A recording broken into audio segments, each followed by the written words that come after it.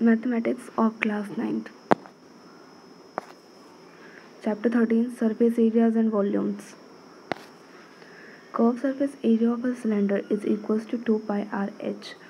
Curve surface area का मतलब होता है कि लेट सपोज हमारे पास ये सिलेंडर है, ठीक है।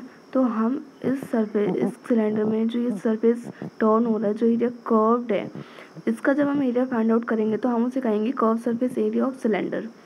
तो उसका फॉर्मूला है हमारे पास 2 pi r h. Total surface area of cylinder is equals to 2 pi r into r plus h. और total surface area of cylinder मतलब कि एक सिलेंडर में जितने भी सरफेसेस हैं, जब हम उन सबका एरिया निकालेंगे और उसको ऐड करेंगे तो जो आंसर आएगा वो होगा total surface area of cylinder. तो हमारे पास इस सिलेंडर में 3 सरफेसेस हैं। एक तो ये टॉप पे जो सर्कल है उसका एरिया आएगा, एक ये कर्व सरफेस जो कि बॉडी का पार्ट है, सिलेंडर के बॉडी है, और जो नीचे बेस में एक सर्कल है उसका एरिया। तो हमारे पास 2 सर्कल का एरिया निकालना है हमें और एक curve surface area of cylinder निकालना है। तो 2 सर्कल का एरिया होता है 2 पाई आर स्क्वायर और कर्व सरफेस एरिया हमें पता है फॉर्मूला 2 पाई आर एच। तो जब हम इसमें से 2 पाई आर कॉमन लेंगे तो हमारे पास आंसर बचेगा 2 pi R into R plus H. जब हम इसको ओपन करेंगे तो ये होगा 2 pi R square plus 2 pi R H. तो ये होता है हमारा total surface area of cylinder, जहाँ पे आर जो है वो रेडियस है सिलेंडर के बेस के सर्कल की और एच जो है वो हाइट है सिलेंडर की। Total surface area of cone curve surface area of a cone is equals to pi are L. तो curve surface area of cone मतलब कि अब इस कोन में जो ये सरफेस टर्न हो रहा है, जो एरिया कर्व्ड है, उसका जब हम एरिया फाइंड आउट करेंगे तो हम उसे कहेंगे कर्व सरफेस एरिया ऑफ कोन, जिसका फॉर्मूला होता है पाई आर एल। अब इसी तरह total surface area of cone मतलब कि हमें अब कोन के हर सरफेस का एरिया चाहिए। तो कोन में 2 सरफेसेस हैं, एक तो उसका कर्व सरफेस और एक उसके बेस में जो सर्कल है वो। तो सर्कल का एरिया हो गया पाई आर स्क्वायर और कर्व सरफेस ऑफ कोन का एरिया हो गया पाई आर एल। तो जब हम उसमें से पाई आर कॉमन लेंगे तो हमारे पास बचेगा pi R into R plus L, जहाँ पे आर जो है वो सर्कल कोन के बेस में जो सर्कल है उसके रेडियस है और एल जो है वो स्लांट हाइट है। स्लांट हाइट वो हाइट होती है जब हम स्केल को स्लांटली इस साइड के पैरेलल रख के जब मेज़र करेंगे इस साइड को तो वो जो हाइट आएगी वो स्लांट हाइट आएगी। और जो नॉर्मल हाइट होती है जब हम यहाँ से परपेंडिकुलरली एक इस सर्कल के सेंटर में इस सर्कल के जब सेंटर पे हम स्केल को और इस टॉप में रख के मेज़र करेंगे तो वो जो हाइट आएगी वो हमारी नॉर्मल हाइट होगी जो एच से डिनोट होती है। तो स्लांट हाइट कभी कभी हमें क्वेश्चन में गिवन नहीं होती है, तो उसको निकालने के लिए फॉर्मूला है l square is equals to r square plus h square. Question 1. Savitri had to make a model of cylindrical kaleidoscope for her science project. She wanted to use chart paper to make the curved surface of the kaleidoscope. What would be the area of chart paper required by her if she wanted to make a kaleidoscope of length 25 cm with a 3.5 cm radius? You may take pi is equals to 22/7. तो question में ये given है कि सावित्री को एक model बनाना है cylindrical kaleidoscope का अपने साइंस के प्रोजेक्ट के लिए, और वो कैलिडोस्कोप की कर्व सरफेस को बनाने के लिए चार्ट पेपर का यूज़ करना चाहती हैं। तो हमें बताना है कि हमें कितने चार्ट पेपर का कितना एरिया रिक्वायर्ड होगा उस सिलेंडर का कैलिडोस्कोप का कर्व सरफेस बनाने के लिए। अगर कैलिडोस्कोप की लेंथ 25 सेंटीमीटर है और उसके बेस का रेडियस 3.5 सेंटीमीटर है और हम पाई की वैल्यू 22.7 ले सकते हैं। तो solution, radius of the base of cylindrical kaleidoscope r is equals to 3.5 centimetre हमें गिवन है। हाइट या लेंथ ऑफ कैलिडोस्कोप जो हम एच से डिनोट कर रहे हैं वो 25 सेंटीमीटर गिवन है। Area of chart paper required is equals to curve surface area of kaleidoscope, क्योंकि हमें चार्ट पेपर को कैलिडोस्कोप के कर्व्ड सरफेस पे यूज़ करना है सर, तो इसीलिए हम कैलिडोस्कोप का कर्व सरफेस एरिया निकाल लेंगे तो हमें पता चल जाएगा कि हमें कितने चार्ट पेपर की रिक्वायरमेंट है। तो curve surface area of kaleidoscope निकालने के लिए हमें curve surface area of cylinder निकालना होगा, क्योंकि जो कैलिडोस्कोप है वो सिलेंडर के शेप में है और उसके लिए हमारे पास फॉर्मूला है 2 पाई आर एच। तो 2 हम फॉर्मूले का एज इट इज़ लिख देंगे, पाई की वैल्यू हम 22.7 पुट करेंगे, हमें क्वेश्चन में गिवन है। आर की वैल्यू हमें क्वेश्चन में गिवन है 3.5 सेंटीमीटर और एच की वैल्यू भी हमें क्वेश्चन में गिवन है 25 सेंटीमीटर। हम 7 को 3.5 से कट कर देंगे तो हमारे पास यहाँ बचेगा 0.5, इन सबको मल्टीप्लाई कर लेंगे तो आंसर आएगा 550 सेंटीमीटर स्क्वायर। तो ये चार्ट का वो एरिया है जो हमें रिक्वायरमेंट है, जिसकी हमें कैलिडोस्कोप के कर्व सरफेस को बनाने के लिए। Question 2, find the curve surface area of a right circular cone whose slant height is 10 cm and base radius is 7 cm। तो हमें इस क्वेश्चन में राइट सर्कुलर कोन का curve surface area find out करना है, जिसकी स्लांट हाइट 10 सेंटीमीटर है और बेस रेडियस 7 सेंटीमीटर है। तो curve surface area of a cone is equals to pi are l. हमें फॉर्मूला पहले से गिवन है, हमें पता है फॉर्मूला। पाई की वैल्यू हम पुट कर देंगे 22/7, आर की वैल्यू 7 हमें क्वेश्चन में गिवन है, और स्लांट हाइट की वैल्यू भी हमें क्वेश्चन में गिवन है 10 सेंटीमीटर। इसमें हमें स्लांट हाइट फाइंड करने की ज़रूरत नहीं है। 7 से 7 कट हो जाएगा और 22 और 10 मल्टीप्लाई हो जाएंगे और आंसर आएगा 220 सेंटीमीटर स्क्वायर। ये curve surface area of cone है। सिंपल क्वेश्चन है, सिर्फ फॉर्मूला पुट किया है इसमें।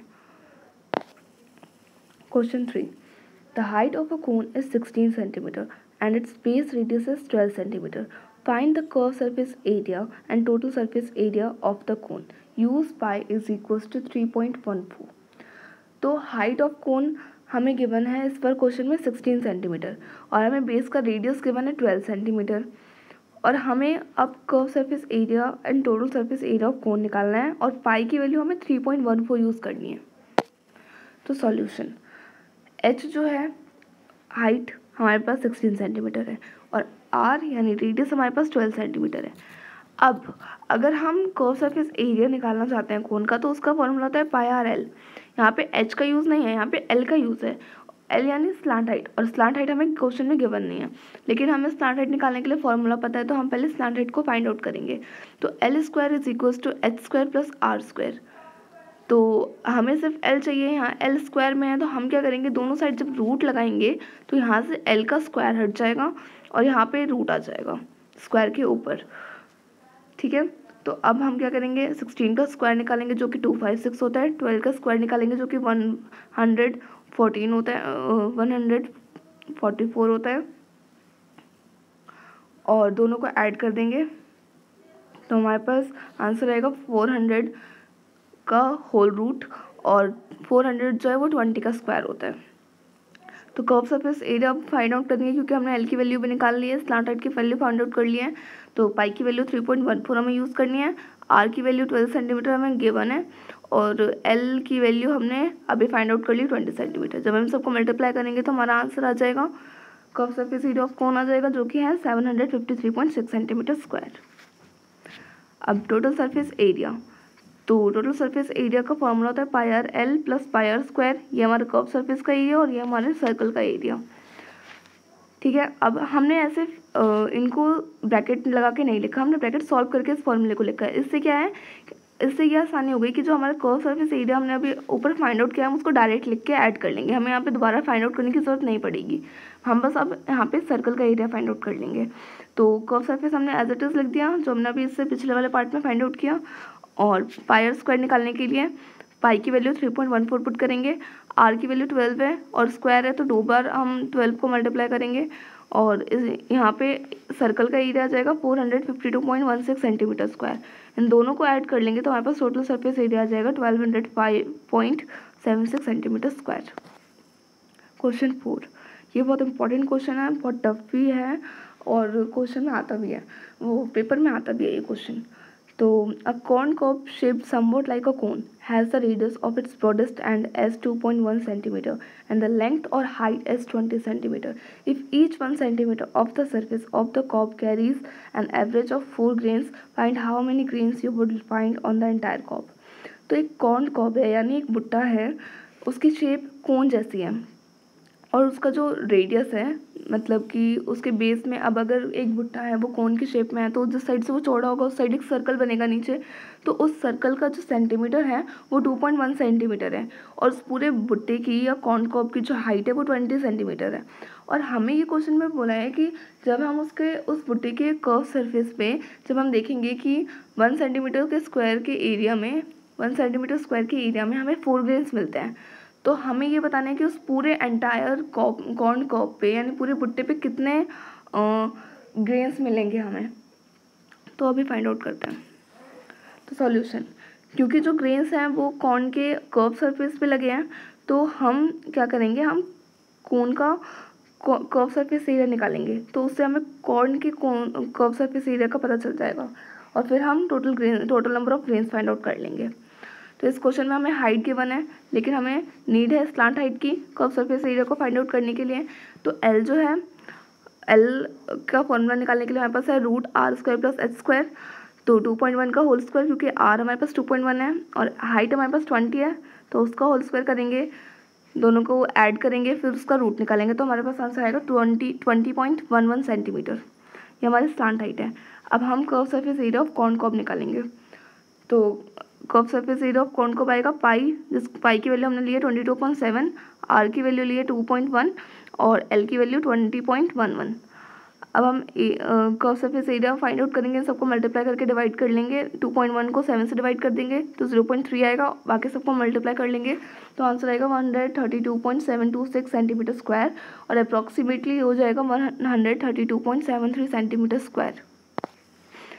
अब हमने कर्व सरफेस एरिया भी फाइंड आउट किया सिर्फ कॉर्न के कॉर्ब का, ठीक है। अब हमें ये बताना है कि ग्रेन्स कितने हैं उस कॉर्न कॉर्ब पे। तो हम क्या करेंगे, हम इस पूरे कर्व सरफेस को 4 से मल्टीप्लाई कर देंगे, क्योंकि हमें 1 सेंटीमीटर के स्क्वायर के एरिया में 4 ग्रेन्स मिलते हैं। तो इस पूरे एंटायर कॉर्ब के एरिया पे हमें कितने ग्रेन्स मिलेंगे 4 के हिसाब से। तो हम इसको इस एरिया को, कर्व सरफेस एरिया को 4 से मल्टीप्लाई कर देंगे तो हमारे पास आंसर आएगा 530.92, यानी अप्रॉक्सीमेटली 531 ग्रेन्स मिलेंगे हमें इस पूरे एंटायर कॉर्ब पे। आई होप ये समझ आ गया होगा। Thank you. I am Ekta.